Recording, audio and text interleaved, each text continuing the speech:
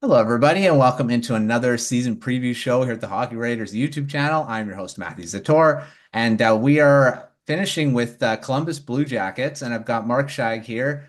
Mark, how's it going? Matt, a lot going on in Blue Jacket land, but I'm doing okay. Yeah, uh, it's been a tough off season for the Blue Jackets, for the hockey world in general. Yeah, But Johnny Gaudreau and Matthew Gaudreau would want everyone to, continue with what their passion was in life was hockey.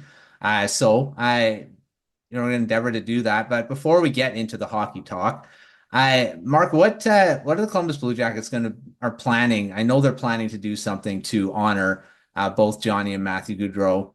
And so give us some details on that before we get into the yeah, hockey talk here. yeah, absolutely, Matt. So there's actually some things that they're going to do as we count down to the beginning of the regular season.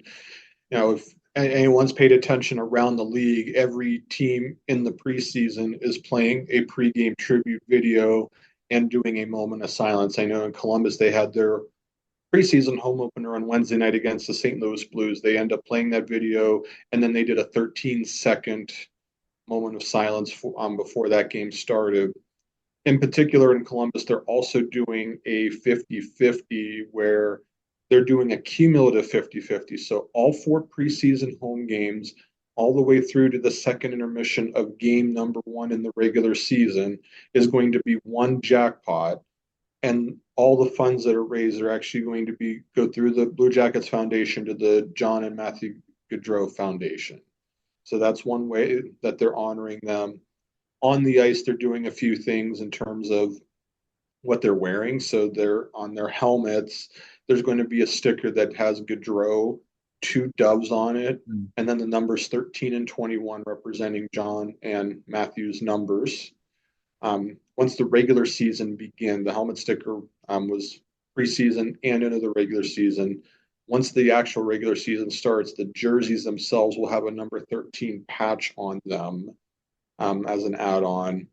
And then right now in the Blue Jackets locker room, and I got to see this post game after the game against the Blues, Johnny Gaudreau's stall is still right where it was at, and they're hanging a number 13 jersey right in that spot. In fact, we saw any of the post game interviews.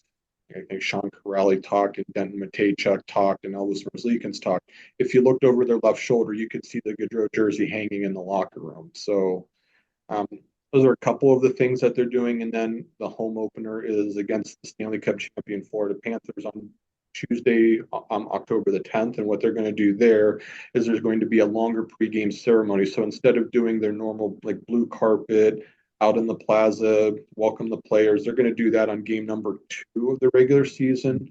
But for game one, they're just going to focus on John and Matthew Gaudreau and the ceremony that's going to take place there. And of course, with it being the Florida Panthers in town, his former teammate and one of his really good friends, and Matthew Tkachuk, is going to be there. And he's already, I think it was the Athletic, he talked to the Athletic and said it's going to be really hard to play hockey that night. And I think that just rings true for anybody that, in particularly knows him. But, they're doing a lot. And I think that other places are doing a lot of different things as well in all the places that they have been. So that's just a little bit of a sampling of what they're doing for the Gaudreaus. Lots of great stuff there. I mean, it's going to be tough for anyone that knew him and the family, and in general, it's a no, it's a family playing the game. It doesn't matter who you play for. Yep. It is, and that's it's going to be a tough season for everyone. So, but we'll get into it's going to be tough. I think that's what's Yep. just the bottom line. Exactly. All right, well, let's talk about hockey now. And I mean, the Blue Jackets are going to be playing this season. So let's start with the forward group as we start going here. I mean, it's really a young group. It's actually quite young when you're looking at a lot of the forwards and a lot of the guys that are coming back this season. They did add James Van Riemsdyk not that long ago here. And of course, Sean Monahan was one of their first signings. Those are the two biggest additions to the team. What do you think Monahan and Ben Riemsdyk are going to bring to this young roster? Exactly that, a veteran presence. And I mean, we just got done talking about Johnny. You want to think about who one of Johnny's best friends was and who played with each other for the longest time in Calgary. It's Sean Monahan, and he part of the reason that he came to Columbus was, to be able to play with him. So that's definitely something that's, he came out during media day, and you could tell that it was, very much wearing on him. But, to their credit, everybody's really come together. They're going to be there for each other. They said they're going to be more vulnerable for each other. Boone Jenner came out and said there's really no playbook for something like this, especially, for everybody on the team, but in particular with Monahan. And, he was brought in to help the center depth. Mhm. And that's where he's in practices so far. He's the presumed top line center with Boone Jenner on the left and Kirill Marchenko on the right. So being able to add that veteran presence is going to help all those young guys. Might be able to bring another level out in Marchenko. Him and Boone Jenner together, a couple of veterans can certainly help lead the way at the top to try to get, some much needed scoring because, one player, well, outside of Gaudreau, of course, the other player that was lost due to trade was Patrick Laine. So being Mhm. able to try to replace the goal scoring there is going to be their biggest challenge. So they're going to look to Monahan. You mentioned James Van Riemsdyk, just a 1 year contract worth $900,000. He's slotted in so far on the second line to the left of Adam Fantilli early on in practice. So that veteran presence can help a player like Fantilli um, really try to get to the next level that way. There's also the talk about they needed to replace two players. With Gaudreau and Line. JVR is one. Is there another one? So there could be opportunity there for a current PTO. Maybe someone's put on waivers that can come in and fill a gap so that some of the prospects can go to where they need to go, like into the AHL instead of maybe having to force them into a spot. The one other forward that I'll just call out because he's lined up in a top 12 spot, and it's somebody that Sharks fans will certainly remember, and I think Ottawa fans will remember from his time there, and that's Dylan Gambrell. He Mhm. actually was on the left wing on the fourth line with Sean Corrali and Matthew Olivier. Um, Owen Sillinger started there. Now they're trying Dylan Gambrell there. That's a little bit of a rotation because Justin Danforth had off-season wrist surgery and is in the process of trying to work his way back and might not be ready for the start of the regular season. So they're trying to see who could possibly fill that gap. And Gambrell's got over 200 NHL games, believe Mhm. it or not, between the Sharks and the Senators, and spent all of last year with AHL Toronto. That was a little bit of a humbling experience for him, but he's somebody who could possibly come in, play a little bit of a fourth line role there. Because you're right, the core of the team is young, but they're not as young as they were because you had Mhm. Monahan, you had JVR. When we eventually talk about the defense, there's some other additions there that kind of bump the average age of player up a little bit. So yeah, that's going to be the big story of the forwards, though, is they're going to go as far as their young talent's going to allow them to go, and that's what they're going to be watching for.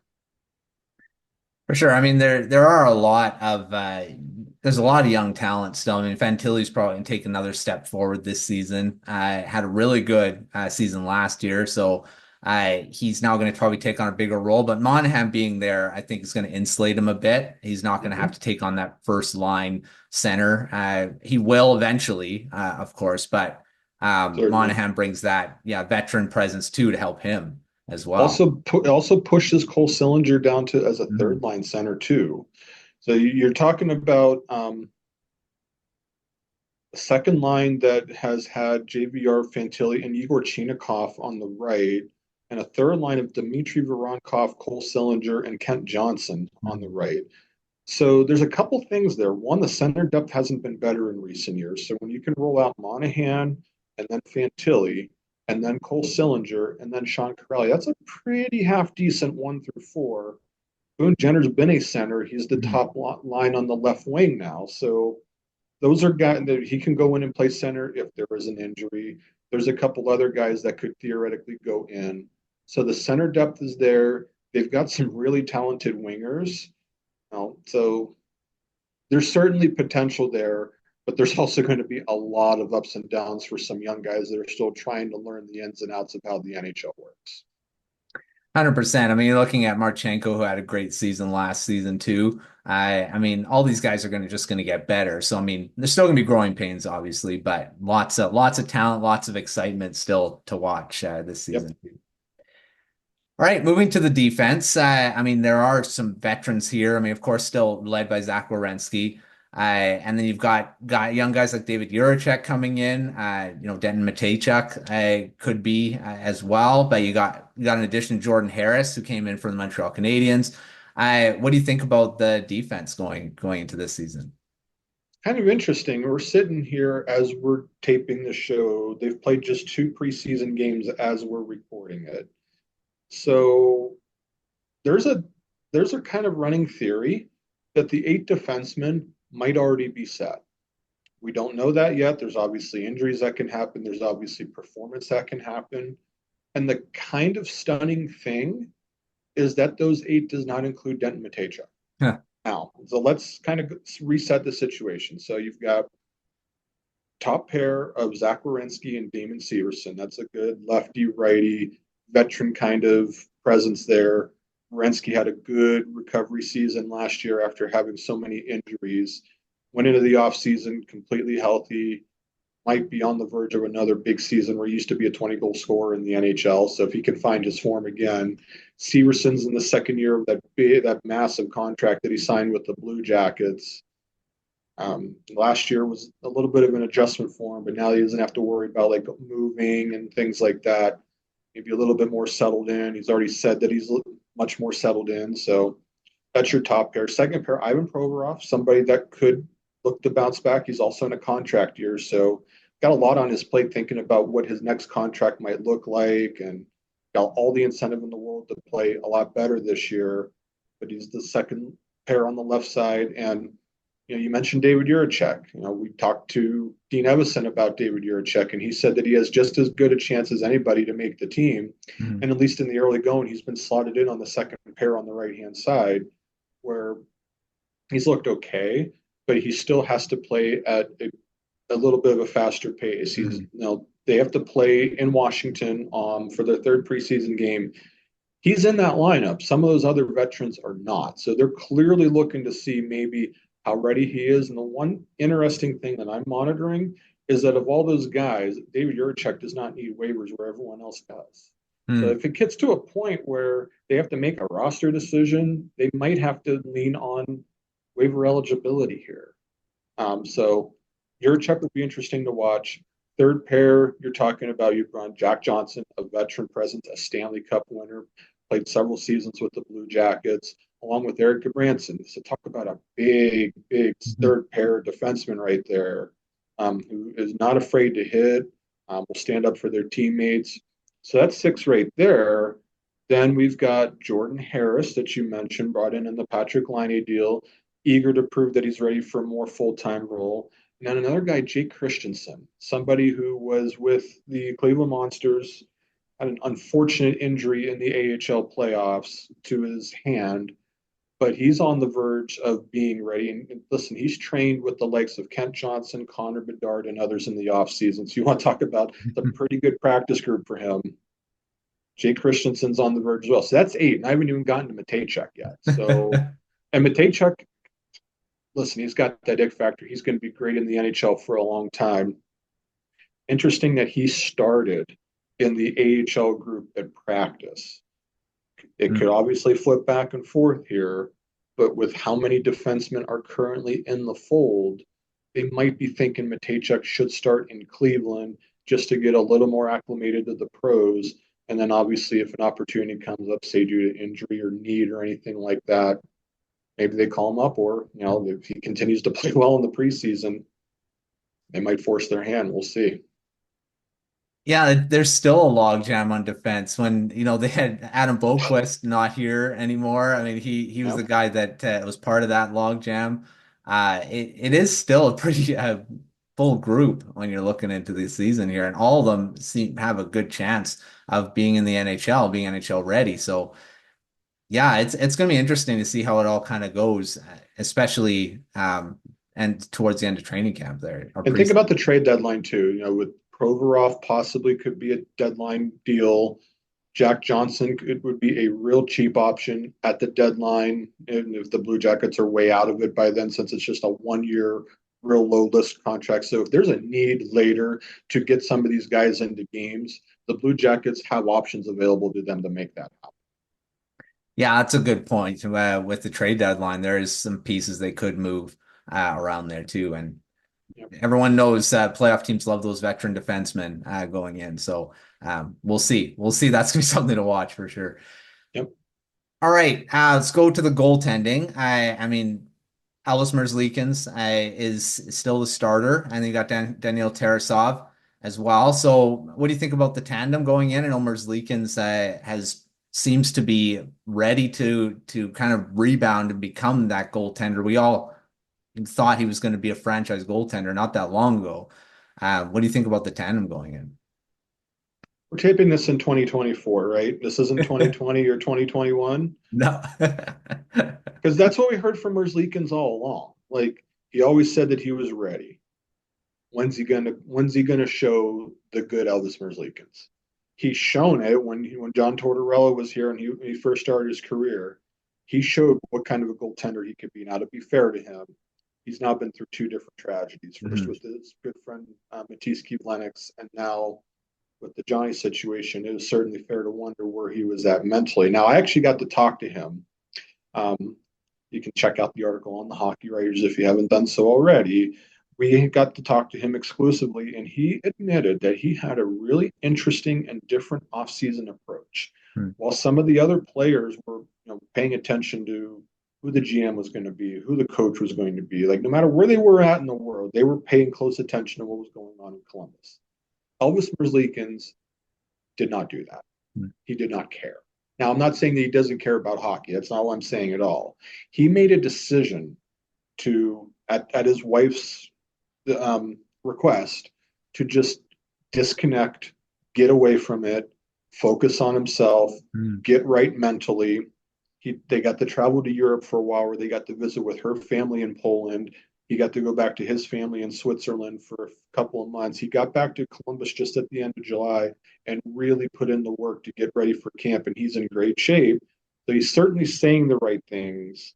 It's just now the charisma has always been there. Now his game has to match the charisma. And is this finally going to be the year where he can really uplift the team? Because if there's an area that if the Blue Jackets are going to have any chance of even trying to be in any kind of wild card playoff conversation, the defense and the goaltending just have to be night and day better. And that starts with Merzlikins. And we have to talk about Daniil Tarasov too, because it's open competition here. Mhm. Now, the contract says Merzlikins is the number one, but if Daniil comes in and plays better, that this could be 1A, 1B. So there's still 6 preseason games to go and a lot to be decided.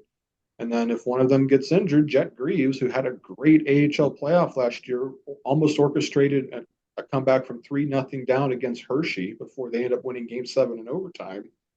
He's on the verge of wanting to say, you know what, maybe it's me that needs to be the starter. So Merzlikins and Tarasov are your presumed 1 and 2. Greaves is the presumed number one in Cleveland to start the year. But it's a wide open competition. I can't sit here and tell you that Merzlikins is going to be the number one the whole year. I can't sit here and tell you that Tarasov's going to be the number one the whole year. Evason's going to have some decisions to make. They're going to have to go back and forth based on performance. And honestly, it's just made the best man win. It's always good to have competition, especially in the crease where I mean, there's not a clear number one. Like you said, probably money wise, yes, but Right. it definitely is something that we're going to watch throughout the season for the goaltending because they're all capable, it seems Yep. like. So, yeah, well, that's going to be something to watch. All right, well, and let's talk about the coach. You mentioned Dean Evason, a new coach of the Blue Jackets, coming over. I mean, last coach the Minnesota Wild had pretty good run with them as well, and playoffs just couldn't get by the first round. That was his biggest problem. Yep. What do you think he's going to bring to the Blue Jackets as hopefully a coach for a while? Yeah, you want to talk about a need for a veteran coach. The Blue Jackets opening was the most desperate need for a veteran coach. Dean Evason comes in. I don't think a lot of people realize how good Dean Evason was in Minnesota Hmm. before they moved on from him. He had 4 straight seasons over 600. That's hard to do. Hmm. So he's got a lot. He wants to prove that he can still do it, and now he inherits a very young team that's got a lot of skill on it. But the things that he's going to bring right away are structure and aggression. Because under the last two coaches, and Brad Larson and Pascal Vincent, I'm not counting Mike Babcock, he never went on the ice, but there was very lack of structure. And the veterans were clamoring for it. I think everybody on the team is clamoring for somebody to be able to give them good practices, to be able to give them good structure. And at least everybody so far, and talking to the leaders, have said that they've really enjoyed this training camp. Been hard practices. They've enjoyed the pace. It just it's hard to explain, Matt, but it just feels different Hmm. under Dean Evason than it did with Brad Larson or with Pascal Vincent. Remember, both of them were first-time head coaches when they came in, trying to replace John Tortorella. Hmm. They tried to bring Babcock in because they thought they needed a veteran presence, but we all know what happened. Um, they thought they had Todd McClellan. That didn't work out. So, pretty good consolation prize to end up with Dean Evason to be able to try to instill the way that they want to play, which is in your face, aggressive, pressure the puck, just things that we have not been used to seeing with the Blue Jackets of late. So there's two sides of that where, there's going to be a different style, but then there's also the time needed to adjust to that new style. So a lot to look at there, but at least in the early going, the reviews so far for Evason have been very positive. And I think that that's going to be, if the Blue Jackets maybe get out to a little bit of a quicker start or maybe exceed some expectations, you might want to look at the head coach because he's starting to make his imprint on the team. He's come in with he's told everybody it's a complete fresh start. It has not mattered what happened in the last year. He actually told the coaches, I don't even want to know about these players. I want to learn about them myself.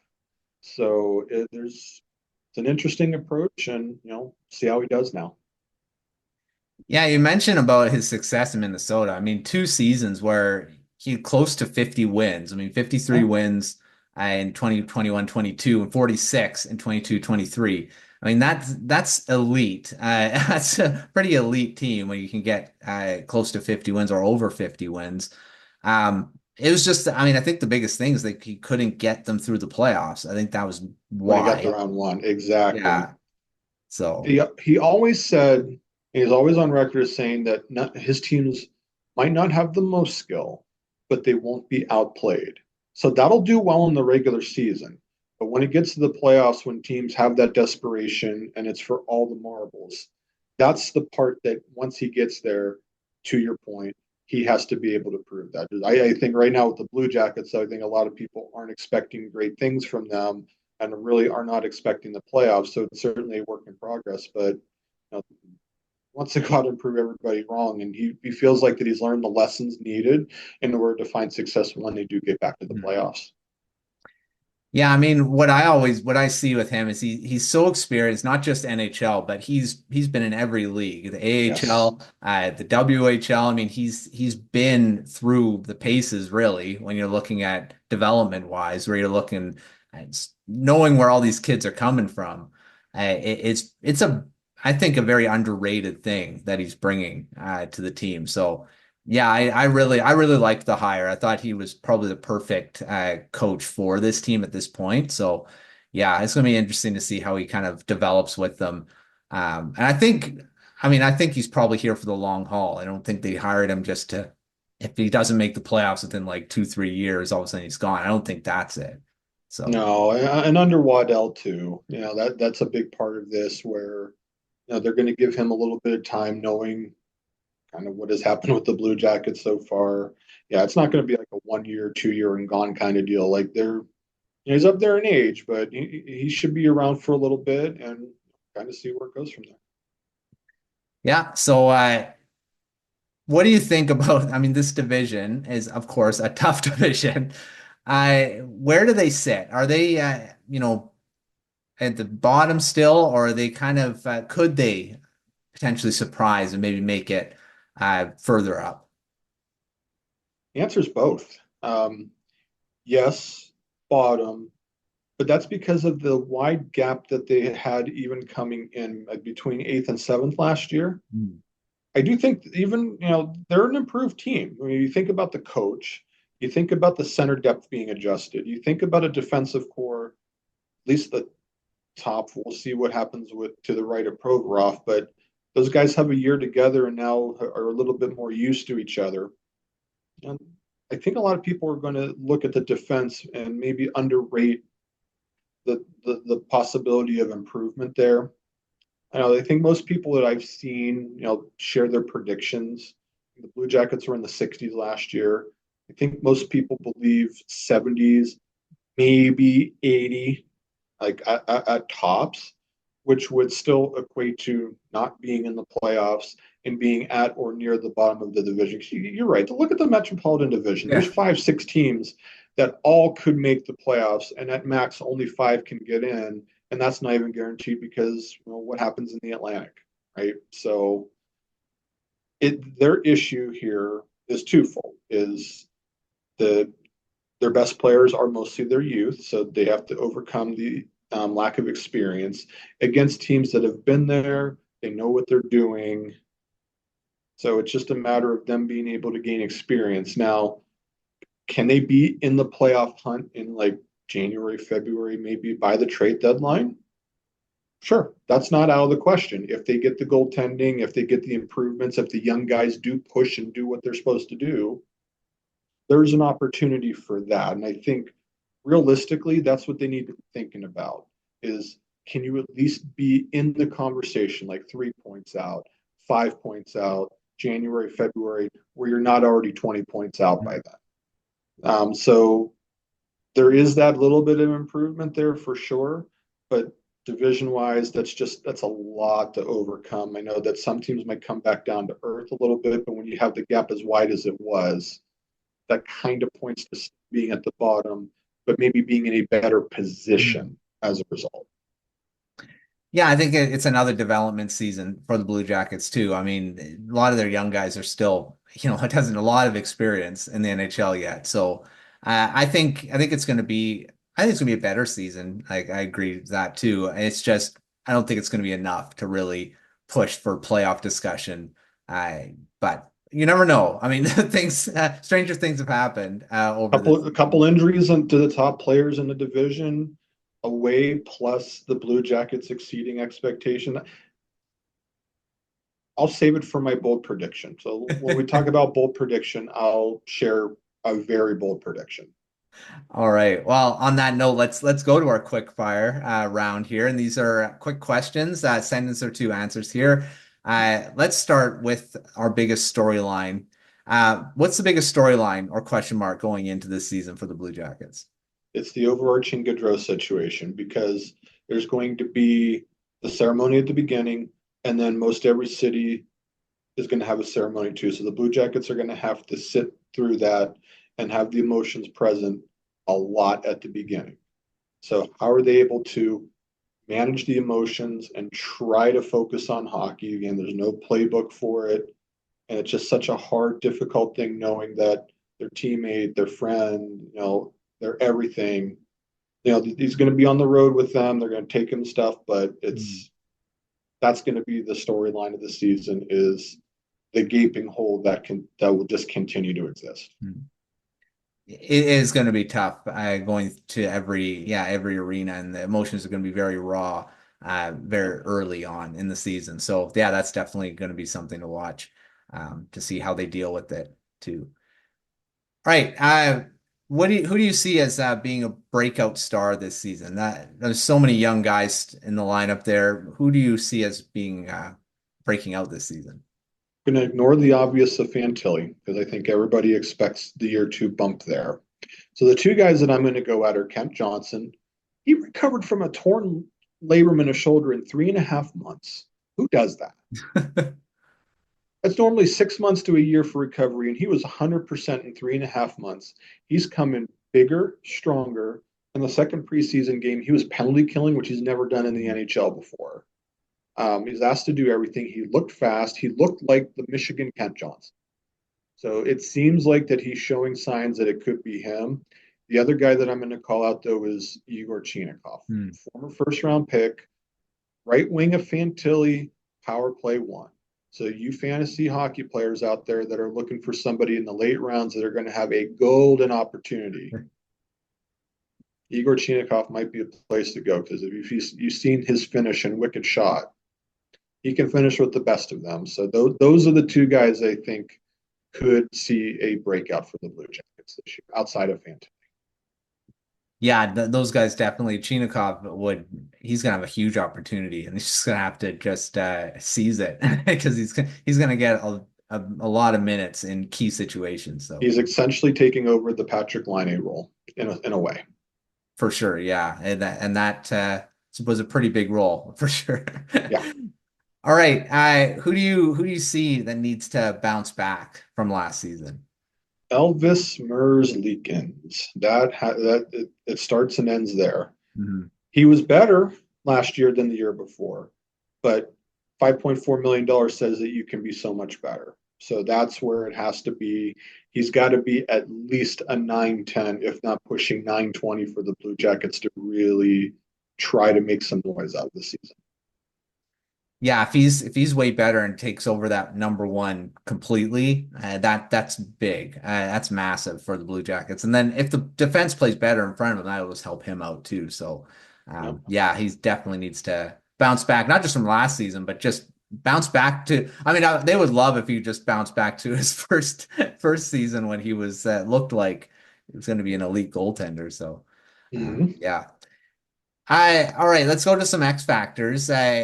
It could be a player, it could be a situation. What do you think could be the biggest X factor this season for the Blue Jackets?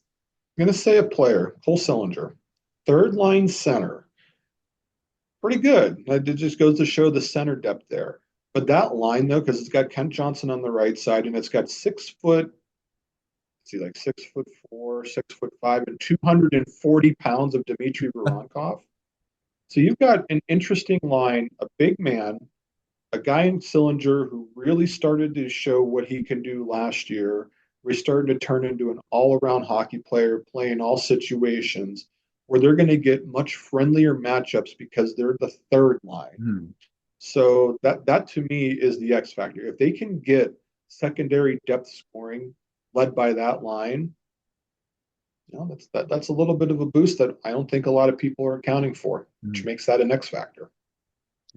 100%. When you're looking at Sillinger, where in his rookie season, he was playing top line center for probably out of his realm of where he probably should have had to, but that was just the way it was. He is, being down to the third line center, that's pretty big, and that could be a really good third line. When you look on paper, it looks really good. You have a guy Absolutely. like Kent Johnson on there too, so Yep. yeah, I'm excited to see that line for sure. All right, let's talk about some rookies prospects. Do you see anyone? I mean, we talked about the lineup; it's pretty full. Do you see anyone kind of surprising making the roster out of training camp? We're not expecting at this point. So that Matejchuk is the one that everybody's kind of wondering, will he slip in there?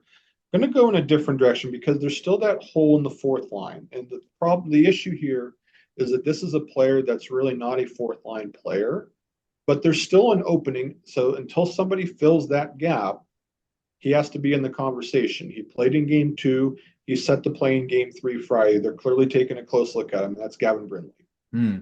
He made his debut at the end of last season. He's 5'9", super skilled. Now, if he continues to carve a path, does he have a path to that number 12 spot? Never say never, I guess. I love Gavin Brindley, so I would love it if he would if he would do that and make the roster because I love watching that guy play. He is probably I always compare him to Connor Garland because he's a very similar type player in his work ethic, his tenacity, his skill level. I'm really excited to see him in his prime because yeah, he was my favorite during his draft year. So I'm excited to watch how he can do this season wherever he's playing for sure. Yep. All right, outside of prospects that can make the roster, who should everyone be watching outside of the NHL? There's a lot of good prospects that the Blue Jackets have. Who should everyone be keeping an eye on? He's still in Columbus, has not practiced with the main group yet, but I believe, has taken the ice separately and is working off to the side. And that is the number 4 overall pick from this past draft in Caden Lindstrom. Hmm.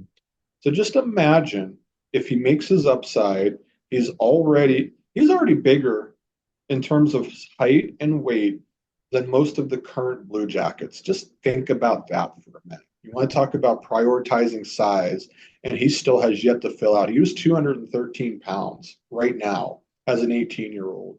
And once he gets back and is ready to go, they're going to send him back to the WHL to a very loaded Medicine Hat team. Mhm. So if you want to watch somebody that has a lot more growing to do and just could be an amazing player someday, starts and ends with Caden Lindstrom. Yeah, I think he's probably the Blue Jackets' number one center in the future. So I'm thinking that's probably where they want him to be at some point. So yeah, he's going to be fun to watch, especially because he didn't play all last season because of Yep. the injury, and now he hopefully will be have a healthy season this year and see what he can do. Yes. Okay, this one could be a tough one. Who do you think is going to lead the team in scoring this season on the forward side and the defense? The defense would be Wierenski. I think that's pretty, well, unless there's a stunner, pretty self-explanatory. Yeah, the forward could be a little bit tough. I just look at opportunity where things are slotted at the moment. This could look very bad, but at least right now, I'm looking at Sean Monahan. Mm. Just because Fantilli's at a little bit of a lower role. I remember Fantilli still got some rust because he missed the end of last season with that cut in his leg. It was a real deep Mhm. cut. And we played the other night. You could tell that he was a little bit rusty. So it might take him a little bit of time to get up to speed. It wouldn't be surprising if he had a complete breakout and end up leading the team in scoring. I just think that the veteran presence, the fact that he's a number 1 center, he's going to get number 1 power play time. And Monahan told us in the offseason it's the best he's ever felt at age 29. So I'm going to go with him as the leading scorer on the Blue Jackets forward. Yeah, I can see that. And he had a really good stretch with Winnipeg at the end of the season there after he came over at the trade deadline. So Yep. he's definitely a different player than what it looked like he was when he was traded from Calgary to Montreal, Mm-hmm. that he was on the decline, but he seems to have bounced back and he's now one of the better players in the NHL again, which is great. So I could see him leading the team for sure. Yep. All right, let's finish with the bold prediction. What do you got for bold prediction for the Blue Jackets? I got 2 quick ones. Chinikov, 30 goals, 60 points. And I've got Dean Evason as a Jack Adams finalist. I just think that his experience, that there's already enough of a veteran presence and really good young players. I just think that the ingredients are there for a surprise that people are going to notice the job that he did, especially given that trying to overcome the Gaudreau Mhm. situation too. They just think that he's the right coach at the right time to try to get them in the right direction. So I think they exceed some expectations, and he either ends up in the Jack Adams conversation or as a top 3 finalist. Yeah, especially if the Blue Jackets jump up quite a bit in the standings, and he's definitely would be a candidate for sure. And I mean, I can see a lot of guys. I mean, things going right, and and they do like make a push for the playoffs. And like I say, stranger things have happened. Where a team bounces back from being last, and especially everyone stays healthy. I think that's another thing the Blue Jackets have had to deal with over the Yeah, last couple seasons is lots of injuries to key players, and all the key players can stay healthy. I think they have a good chance, right? that's So. right.